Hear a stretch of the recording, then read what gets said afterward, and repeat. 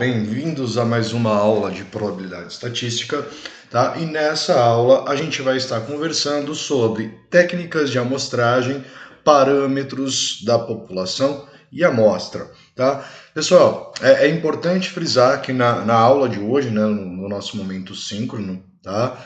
A gente vai ter continuação desse conteúdo, onde nós vamos falar um pouquinho das medidas de tendência central, tá? E também das medidas de variabilidade, tá? Diante de uma amostra. Tá? Então vamos lá, vamos iniciar um pouquinho aqui os nossos conceituamentos sobre essas relações da estatística. Tá? Gente, então primeiro, né, vamos definir algo importante dentro da estatística, né? Então que dentro de qualquer experimento, né, ou seja, ou de fenômeno que vai ser observado, que é o foco ali, então, da estatística, né, que vai poder ser tirado, então, medidas, né, a gente vai precisar ali levantar esses aspectos específicos da nossa amostra. Tá? Então, por exemplo, o estudo de padrão de comportamento de uma área metropolitana, né, o tempo gasto, né, nesse caso no transporte, a partir de reação química, a temperatura atingida dentro de um reator, né, a quantidade de componentes que apresentam falhos dentro de 1000 horas de funcionamento, elas são chamadas de variáveis aleatórias. Tá? Então, em geral, né, cada um desses resultados, desses experimentos, ou mesmo fenômenos, tá, vai estar associado a um número, tá, especificando-se a ideia de uma regra de associação. Tá? Então, essa regra de associação é chamada de variável, porque é possível obter valores diferentes, né, valores numéricos diferentes, para cada vez que for realizada a medição ou realizada o experimento ou observação, e aleatória, né? Esse valor ele vai depender aí os resultados possíveis dentro deste experimento, tá? Então, quando eu pego, no caso, né, o peso total de bagagem para uma amostra de 25 passageiros, cada bagagem, né, que é a nossa variável, ela vai poder assumir valores distintos. Tá? Então, a quantidade de componentes que apresentam falha em um período de 1000 horas, em uma amostra de 10 componentes, você também vai ter resultados numéricos diversificados. Então, esse é o conceito da nossa variável aleatória. Tá? Nós vamos estudar mais profundamente a variável aleatória mais futuramente, quando a gente vai falar de função probabilidade e função densidade. Tá? São alguns parâmetros que a gente vai tomar mais à frente, depois que a gente ter estudado a probabilidade em si. Tá? Então, a função x, tá, maiúsculo, que associa cada elemento do espaço amostral. O que é esse espaço amostral? Tá, gente? O espaço amostral é o espaço de todas as combinações possíveis daquele evento. Eu vou falar daqui a pouco um pouquinho mais sobre o espaço amostral. Tá? Então, o espaço amostral ômega, né? Então, representado pela letra grega ômega. Tá? Há um valor x pertencentes aos reais, é denominado, então, variável aleatória. Tá? Exemplo, se eu considerar jogar um dado 2 vezes e observar o resultado, não é, que nós teremos dessas 2 jogadas, né, a gente pode considerar aqui o resultado par, né? Então, um dado de 6 faces convencional, você tem 3 valores pares, 3 valores ímpares, então eu quero perceber, olhar, no caso, observar o resultado par e também a questão das incidências de resultados ímpares. Tá? Então, considerando que x, ou seja, a nossa variável aleatória, seja o número de vezes que saiu par em 2 lances. Tá? Então, eu estou olhando para que nesses 2 lances saia a possibilidade de um valor par. Tá? Então, a nossa variável está fazendo este tipo de análise. Então, o que nós temos dentro do nosso espaço amostral? Tá? O espaço amostral vai definir todos os campos possíveis de resultados para esse experimento. No caso, para o lançamento de dados com observação em par e ímpar, eu posso ter par-par, perfeito? Posso ter um par e ímpar, posso ter um valor ímpar e par, tá? E posso ter ímpar, ímpar. Tá? Então, quando eu tomo esses valores do espaço amostral, essas condições, né, esses possíveis resultados do nosso experimento, ele vai estar associado, então, a um número de frequência, ou quantas vezes esse valor ele ocorreu. Tá? Então, por exemplo, x igual a zero está indicando para a gente que o ímpar-ímpar não ocorreu nenhuma vez, né? O ímpar-par aconteceu uma vez, o par-ímpar aconteceu uma vez, né? E o par-par, ele aconteceu, então, duas vezes, né? Então, ele está associando esses dois valores, tá? Então, isso está relacionado à nossa variável aleatória, ela também está relacionada a eventos probabilísticos. A gente vai usar isso muito em distribuição de probabilidade, tá? O espaço amostral, tá, gente? Então, o espaço amostral ômega, né? Ele vai, então, para caso discreto, né? Na estatística discreta, tá? Ou descritiva, tá? Enumerar de todos os possíveis resultados do experimento que a gente está trabalhando em questão, tá? Se eu tomo como exemplo, então, o experimento de lançar 3 moedas, né? A gente vai ter um espaço amostral formado por todas as possibilidades de cara e coroa desta moeda. Tá? Quais são essas possibilidades? Eu posso, dentro desses 3 lançamentos, ter uma combinação de resultados que é cara, cara, cara. Tá? Posso ter uma segunda formato que é cara, cara e uma coroa. Posso ter cara, coroa, cara. Tá? Posso ter coroa, cara, cara. Tá? Posso ter coroa, coroa, cara.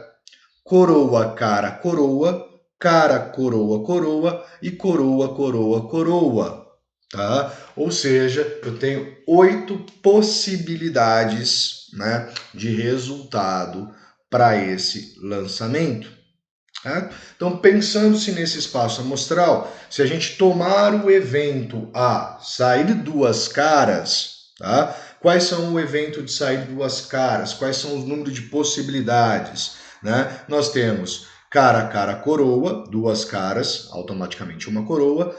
Cara, coroa, cara, também saíram duas caras. E coroa, cara, cara. Né? Então, saíram-se duas caras nesses 3 possibilidades. Então, a probabilidade de acontecer esse evento A seria dada pela probabilidade de A é 3 em 8. Né? Então, levando em consideração esse nosso espaço amostral. Tá?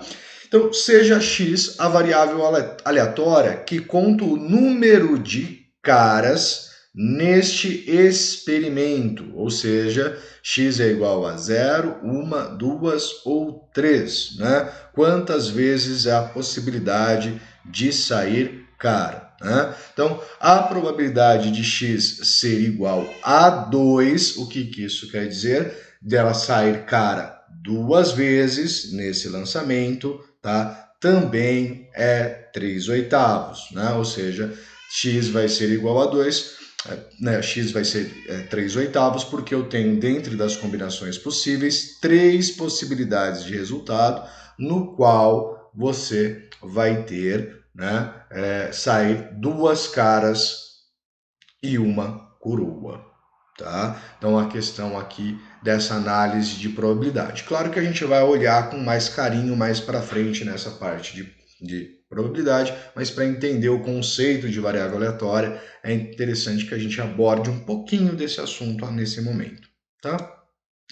E a gente volta a falar dos tipos de variáveis, tá? Então, essa questão do tipo de variável aleatória, dentro da estatística que a gente vai estar olhando, a gente viu que temos ali as quantitativas e as qualitativas, mas a gente trabalha mais com a questão das quantitativas, né? Então, a variável aleatória contínua, tá? Que assume valores em um intervalo contínuo, no caso, o exemplo da altura, né? A probabilidade no ponto é igual a 0, ela vai trabalhar sempre com questão de intervalos e nunca com um valor discreto, um valor fixo, tá? Isso nós vamos ver mais para frente. E ela passa a utilizar a ideia de função densidade de probabilidade, tá? Que também vai ser estudado um pouquinho mais à frente, tá? A variável aleatória é discreta, então ela assume valores em um conjunto finito, né, de valor de números reais, tá? A probabilidade é concentrada em apenas um único ponto, tá? E normalmente derivam de processo de contagem, que no caso é o número de falhas que ocorre em um determinado sistema, tá? E ela vai trabalhar com a função probabilidade, tá? A gente vai distinguir esses dois tipos de função, densidade e probabilidade, um pouquinho mais à frente, tá? Vai demorar um tempinho para nós chegarmos nisso, mas a gente vai chegar nisso em um determinado momento, tá? Então, exemplo, escreva a variável aleatória e indique se é discreta ou contínua, né? Então, no caso A, numa definição genérica, reator químico é um recipiente onde ocorrem reações químicas, transferência de massa e calor. Em engenharia química, reatores químicos são vasos projetados para conter reações químicas de interesse e escala industrial. Temos aqui, então, abaixo de mim, a representação aqui de um reator. Tá? E ele está trazendo duas variáveis aleatórias. No caso, a variável aleatória, número de reações que podem ser processadas em um dia. Então, quando eu falo em número de reações que está associado à quantidade, à contagem, ela é uma variável, então, discreta. Tá? É uma variável discreta. Perfeito? Uma variável aleatória discreta. Tempo de duração de uma reação química no reator, né? Então, o tempo de duração, ele é uma variável do tipo contínua, né? Por quê? É o intervalo, né? O intervalo de tempo. Então, a gente tem aqui a caracterização de uma variável contínua. Beleza? Gente, outro assunto importante para a gente definir é a questão de parâmetros da população e também da amostra, tá?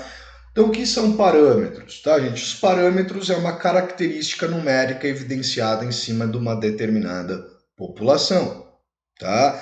Então, quando a gente toma a população, faz construções gráficas, faz representações de tabelas sobre essa população, a gente vai tirar algumas características desta população e as principais parâmetros dessa população são chamadas de valor médio, tá? Ou média populacional, representado pela letra Mi. Toma cuidado com essa notação de simbologia, tá, gente? Essa simbologia, essa notação é muito importante. Desvio padrão dessa população, tá? O desvio padrão representado pela letra sigma minúscula, tá? Proporção P, tá? E correlação ρ, tá? Correlação a gente vai estar estudando posteriormente, tá? Com uma proporção também. Inicialmente, como eu disse na aula de hoje, a gente vai estar falando, por exemplo, de média e desvio padrão, que são duas medidas de diferentes situações, né? O valor médio está referente à medida de tendência central ou medida de localização, tá? Ou de posição, tá? do nosso parâmetro. E o desvio padrão, ele vai estar relacionado a uma medida de variabilidade, tá? Dentro desta população. Então a gente vai estar olhando mais como chegar nesses valores no nosso momento síncrono, mas é bom que vocês já conheçam esses dois, tá? E dessa mesma forma, a gente tem os parâmetros da amostra, tá? Já como que a gente viu que muitas vezes é difícil a gente trabalhar com toda a população ou analisar toda a população, então a gente toma uma parte dessa população, retira-se uma amostra sobre ela, tá? O problema dos parâmetros da amostra é que eles são considerados estatísticas sobre a população ou simplesmente estimadores, tá? Então não são parâmetros da população, tá? Eles são estimadores desta população, tá? Então são os valores obtidos a partir de uma amostra, tá? E que torna ali possível a gente fazer as inferências e tirar conclusões sobre a nossa população. O que volta àquele esquema que eu falei para vocês da aula passada. População, técnica de amostragem, tira-se uma amostra, faz análise descritiva e a partir dessa análise descritiva nós fazemos as inferências sobre essa população, tá? Então quais são esses parâmetros? Nós temos a média, o desvio padrão, a proporção e a correlação novamente. Mas note que esses indicadores, né, esses estimadores, eles já são representados por outras letras, né? Então a média amostral ou a média de uma amostra é x traço. O desvio padrão de uma amostra é representado por S, tá? A proporção pelo P circunflexo e a correlação é representada pela letra R, tá? Então tomem cuidado com essa notação. Então, ressaltando, né, esse cuidado com as notações, parâmetro populacional, valor média ou média populacional μ, amostra, que é a nossa estimativa, ou o nosso estimador, a nossa estatística, x médio, tá? X traço. Desvio padrão, sigma minúsculo para a população, desvio padrão para a amostra, que é a nossa estatística, S minúsculo. Proporção é P, proporção para estatísticas ou amostras são P circunflexo, e a correlação é um parâmetro da população representado pela letra ρ, e a correlação para uma amostra é representado pela letra R, tá? Pessoal, esse vídeo fica por aqui e eu volto no próximo falando das técnicas de amostragem. Até daqui a pouco. Fui!